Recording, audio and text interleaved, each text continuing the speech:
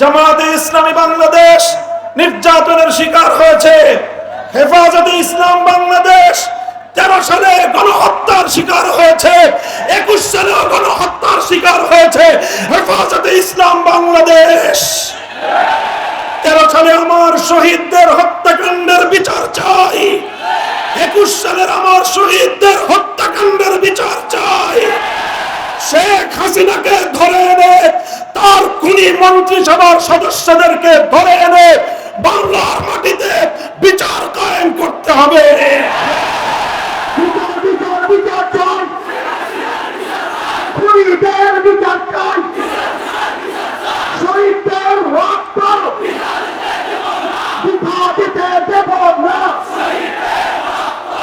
আসসালামু আলাইকুম ওয়া রাহমাতুল্লাহ। নাহমাদুল্লাহ তাআলা ওয়া নুসাল্লি আলা রাসূলিহিল কারীম, আম্মা বা'দ। আউযু বিল্লাহি মিনাশ শাইতানির রাজীম। বিসমিল্লাহির রাহমানির রহিম। ওয়া লা তাহসাবান্নাল্লাহা গাফিলান আম্মা ইয়া'মালুয যালিমুন। সাদাকাল্লাহুল আযীম। হেফাজতে ইসলাম বাংলাদেশ রংপুর শাখা কর্তৃক আয়োজিত আজকের এই মহাসম্মেলনে উপস্থিত হেফাজতে ইসলাম বাংলাদেশের সংগ্রামী মহাসচিব, উপস্থিত কেন্দ্রীয় নেতৃবৃন্দ, বিভাগীয় জেলা নেতৃবৃন্দ, সমবেত সংগ্রামী তাওহীদি জনতা, সংক্ষিপ্ত কয়েকটি কথা। প্রথম কথা হলো এই, হেফাজতে ইসলাম বাংলাদেশ সম্প্রীতি চায়, শান্তি চায়। যারা বিগত সময়ে আওয়ামী লীগের পোশাক পরে আওয়ামী লীগের কর্মী হয়ে রাতের বেলায় কালনাগিনী হয়ে সংখ্যালঘুদেরকে ছোবল মেরেছিল, দিনের বেলায় ওঝা হয়ে ঝাড়তে এসেছিল, 5ই আগস্টের পর আওয়ামী লীগের সেই সংখ্যালঘু নির্যাতনের নাটক বন্ধ হয়ে গিয়েছে। এজন্য হেফাজতে ইসলাম বাংলাদেশ ঐতিহাসিক দায়িত্ব আর কর্তব্য পালন করেছে। হেফাজতে ইসলাম বাংলাদেশ সম্প্রীতির বাংলাদেশ চায়। হেফাজতে ইসলাম সাম্প্রদায়িক সম্প্রীতি চায়, কোনো দাঙ্গা হাঙ্গামা চায় না। তবে একটা কথা মনে রাখতে হবে, হেফাজতে ইসলামের জন্ম এবং উত্থান হয়েছিল আল্লাহর জমিনে আল্লাহর পয়গম্বরের ইজ্জতের হেফাজতের ঘোষণা নেওয়ার জন্য। আল্লাহর পয়গম্বরের ইজ্জতের উপর আক্রমণকারী, আমার নবীর উপর কটূক্তিকারীর জন্য সর্বোচ্চ শাস্তি মৃত্যুদণ্ডের আইন তৈরির দাবি নিয়ে আমরা বলতে চাই, এই বাংলাদেশে আমার নবীকে নিয়ে আর কোন কটূক্তিকারীকে আমরা দেখতে চাই না। যদি আমার নবীর ইজ্জতের উপর আর কোন আঘাত করা হয়, আমরা বরদাস্ত করব না।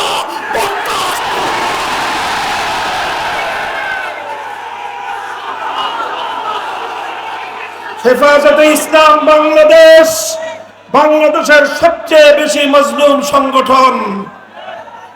বিরোধী দল হিসেবে বিএনপি নির্যাতনের শিকার হয়েছে, জামায়াতে ইসলামী বাংলাদেশ নির্যাতনের শিকার হয়েছে, হেফাজতে ইসলাম বাংলাদেশ 13 সালে গণহত্যার শিকার হয়েছে, 21 সালেও গণহত্যার শিকার হয়েছে।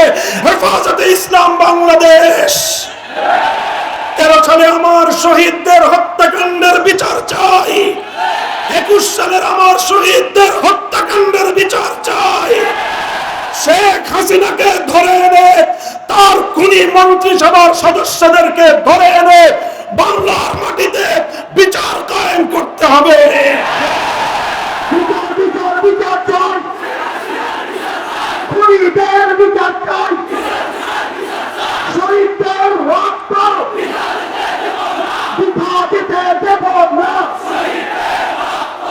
পরিষ্কার আমরা আখেরি ঘোষণা, 2013 সালে হেফাজতে ইসলামের উত্থান ঘটেছিল তখন, যখন বাংলাদেশকে নাস্তিক্যবাদ গ্রাস করার পায়তারা চালিয়েছিল।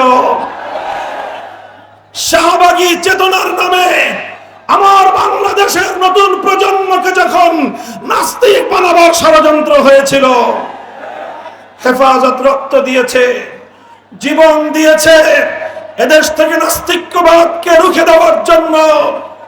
আজ সেই জালিম শাহীর পতনের পরেও এখনো পর্যন্ত শিক্ষা ব্যবস্থা থেকে নাস্তিক্যবাদের শেকড় উপড়ে ফেলা হয় নাই।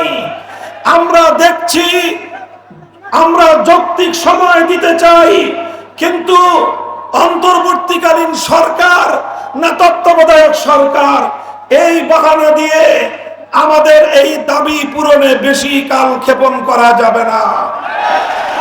আগামী শিক্ষাবর্ষের আগে জাতীয় শিক্ষা সিলেবাস থেকে নাস্তিক্যবাদের সকল শেকড় উপড়ে ফেলতে হবে। আর যদি সেটা না করেন, হেফাজতে ইসলামের মঞ্চ থেকে ঘোষণা করছি, আগামী 2025 সালের 1 জানুয়ারি হেফাজতে ইসলাম নতুন পাঠ্যসূচি বাংলাদেশের কোন শিক্ষা প্রতিষ্ঠানে কার্যকর হতে দেবে না। আমরা আমাদের সকল শহীদদের হত্যাকাণ্ডের বিচার চাই। আর একটা কথা বলে শেষ করছি, আমাদের আমির মরহুম আল্লামা মাহমুদ শফি রহমতুল্লাহ আলাইকে বিগত সরকার এবং তার প্রশ্রয়ে ষড়যন্ত্রকারীরা আমার ধারণা মতে হত্যা করেছে, এবং হত্যা করে তার দায় আমাদের আমির মরহুম আল্লামা জুনায়েদ বাবুনগরীর উপর চাপাবার অপচেষ্টা চালিয়েছে। এরপরে আমাদের মরহুম মহাসচিব আল্লামা নূর হোসেন কাসেমীকে ষড়যন্ত্রমূলক ভাবে তারা হত্যা করেছে। এরপরে আল্লামা জুনায়েদ বাবুনগরীকে তারা হত্যা করেছে। অন্তর্বর্তীকালীন সরকারকে বলবো, এই 3 হত্যাকাণ্ডের সুষ্ঠু তদন্তের মাধ্যমে প্রকৃত দোষীদেরকে চিহ্নিত করে বিচার করতে হবে। আমরা একটা যৌক্তিক সময় দেব, এরপরে যদি তোমরা সেটা করতে ব্যর্থ হও, তাহলে কত ধানে কত চাল হেফাজত বাংলাদেশে সেটা বুঝিয়ে দেবে ইনশাআল্লাহ। আল্লাহর এই জমিন ইসলামের জমিন, এই জমিন আল্লামা আহমদ শফির জমিন, এই জমিন আল্লামা জুনায়েদ বাবুনগরীর জমিন, এই জমিন আল্লামা মুহিবুল্লাহ বাবুনগরীর জমিন। হেফাজতে ইসলামকে মাইনাস করে বাংলাদেশ অতীতেও ভালো চলে নাই, আজও ভালো চলতে পারবে না, ভবিষ্যতেও ভালো চলতে পারবে না। হেফাজতের সাথে আছেন তো? থাকবেন তো? ঘাম ঝরাতে হলে দিবেন তো? রাতের অন্ধকারে অশ্রু ঝরাবেন তো? প্রয়োজনে আবার শাপলা চত্বরে গিয়ে বুকের রক্ত খাওয়া দেবেন ইনশাআল্লাহ। শাহাদাতের সিঁড়ি বেয়ে কালেমার ঝান্ডা বাংলাদেশে পথ পথ করে উড্ডীন হবে। সেদিনের সেই সংগ্রামী সালাম অভিবাদন জানিয়ে শেষ করলাম। ওয়া আখিরু দাওয়ানা আলহামদুলিল্লাহি রাব্বিল আলামিন।